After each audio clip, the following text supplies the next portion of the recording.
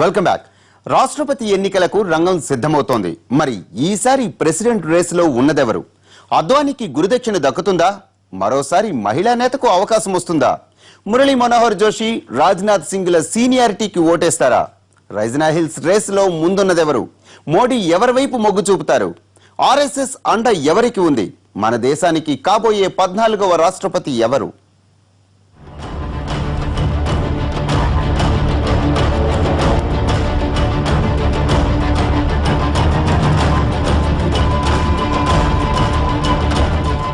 కాబోయే రాష్ట్రపతి అద్వానీయేనా?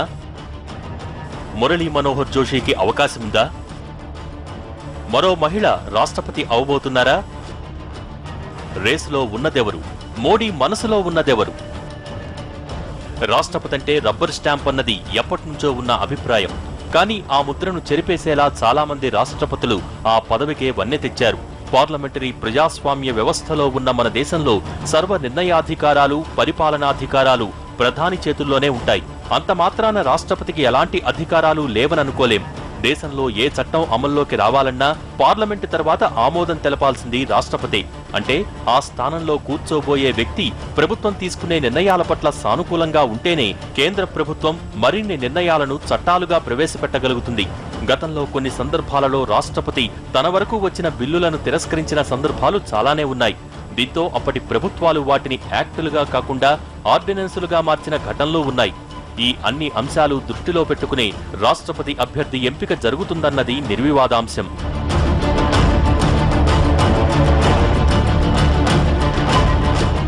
తాజా రాష్ట్రపతి అభ్యర్థుల జాబితాలో ఓ 10 మంది కనిపిస్తున్నా అందులో అగ్రస్థానంలో వినిపిస్తున్న పేరు ఒక్కటే, అద్వానీ. భారతీయ జనతా పార్టీని పునాదుల నుంచి నిలబెట్టిన శ్రామికుడు, 2 సీట్లతో ఉన్న పార్టీని అధికారంలోకి తెచ్చిన నాయకుడు లాల్ కృష్ణ అద్వానీయే. అటల్ బిహారీ వాజ్పేయితో కలిసి పార్టీ నిర్మాణంలో అహర్నిశలు కృషి చేసిన కమల కురువృద్ధుడు అద్వానీ. గతంలో ప్రధాని అవుదామనుకున్న ప్రయత్నాలకు వాజ్పేయి రూపంలో అడ్డు తగిలింది. మళ్లీ 2014లో ప్రధాని అభ్యర్థిగా అద్వానీ పేరు తెరపైకి వచ్చేలోగానే మోడీ ఆ స్థానాన్ని ఆక్రమించేసుకున్నారు. ఇలా 2 సార్లు అధికార పీఠానికి దూరమయ్యారు అద్వానీ. పార్టీ కురువృద్ధుడిగా, బీజేపీ సీనియర్ నేతగా ఆయనకు సముచిత గౌరవం ఇవ్వాలంటే రాష్ట్రపతిని చేయటమే బెటర్ అన్న అభిప్రాయాలు వినిపిస్తున్నాయి.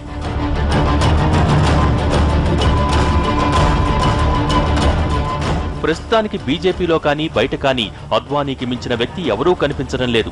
రాజకీయ పరిజ్ఞానం, దేశం కోసం చేసిన కృషి, పార్టీ కోసం పడ్డ శ్రమలను దృష్టిలో పెట్టుకుంటే అద్వానీకి రాష్ట్రపతి పదవి ఇవ్వటమే కరెక్ట్ అన్న భావనలు పార్టీలోనే కాదు బయట కూడా వినిపిస్తున్నాయి. ప్రస్తుత రాష్ట్రపతి ప్రణబ్ ముఖర్జీని కూడా ఇదే ఆలోచనతో యూపీఏ ప్రభుత్వం రాష్ట్రపతిగా నామినేట్ చేసి గెలిపించుకుంది. కాంగ్రెస్ సీనియర్ నాయకుడైన ప్రణబ్ దాదాకి 1980లోనే ప్రధానయ్యే అవకాశం వచ్చినా రాజీవ్ రూపంలో ఆయనకు ప్రతికూలత ఎదురైంది. 2014లో ప్రధాని అభ్యర్థిగా రాహుల్ని తెరపైకి తీసుకొచ్చే ఆలోచనలో ఉన్నారు కాబట్టి ఆయనను 2012లోనే రాష్ట్రపతిగా నామినేట్ చేశారు. ఇప్పుడు అద్వానీని కూడా అదే రీతిలో నామినేట్ చేయటమే మంచిదన్న అభిప్రాయాలు వినిపిస్తున్నాయి.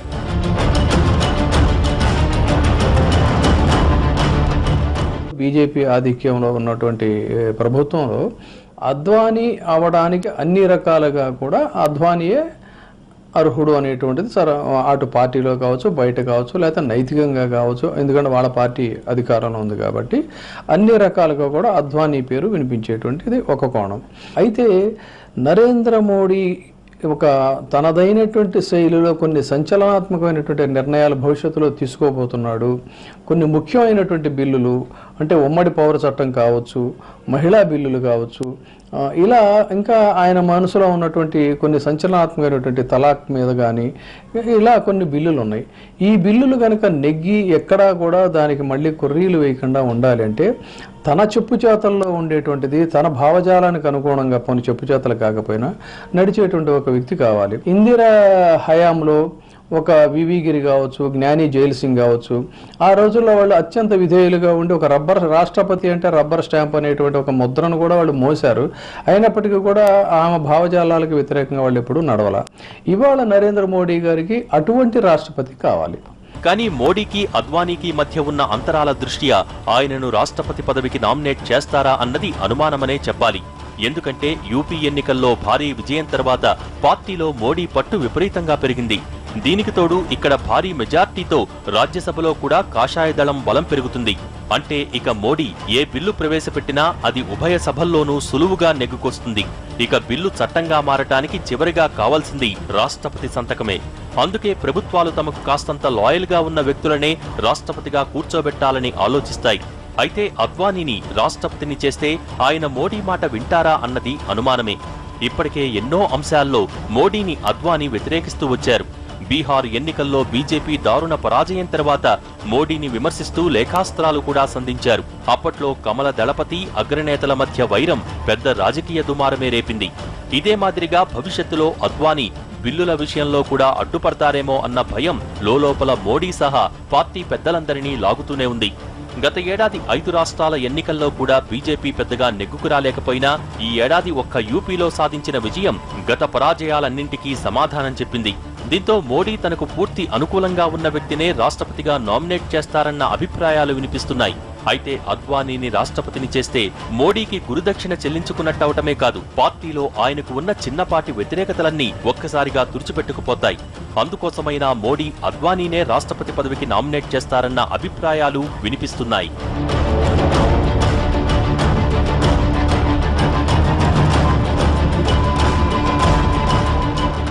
ఇది నరేంద్ర మోడీ చేతిలో కూడా లేదు.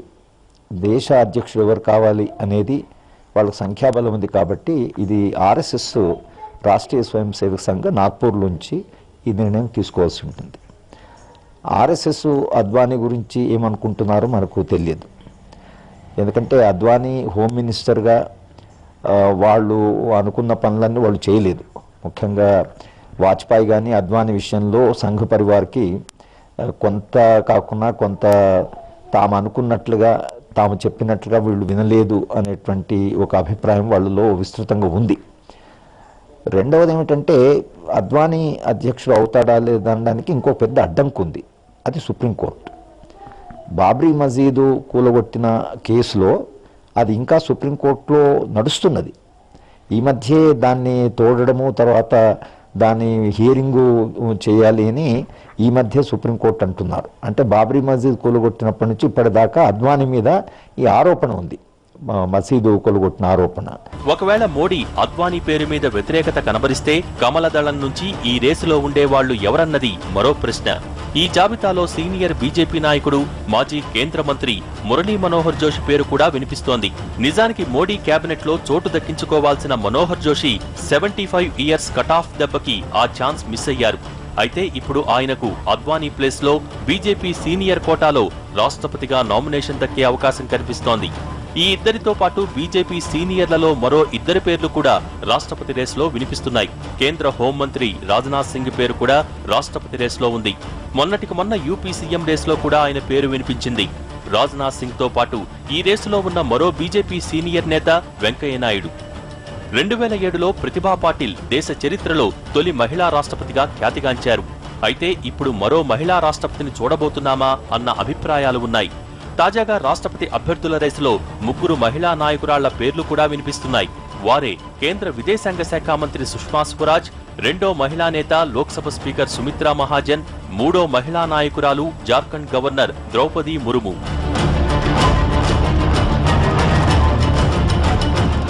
ఈ 3లో ఎక్కువ అవకాశాలు మాత్రం సుమిత్రా మహాజన్కే ఉన్నట్టు తెలుస్తోంది. ఒకవేళ మోడీ మహిళా నాయకురాలనే రాష్ట్రపతిని చేయాలనుకుంటే మాత్రం సుమిత్రా మహాజన్కే ఆ ఛాన్స్ దక్కుతుంది. ఇక వీరితో పాటు ఈ జాబితాలో వినిపిస్తున్న ప్రముఖుల పేర్లు చాలానే ఉన్నాయి.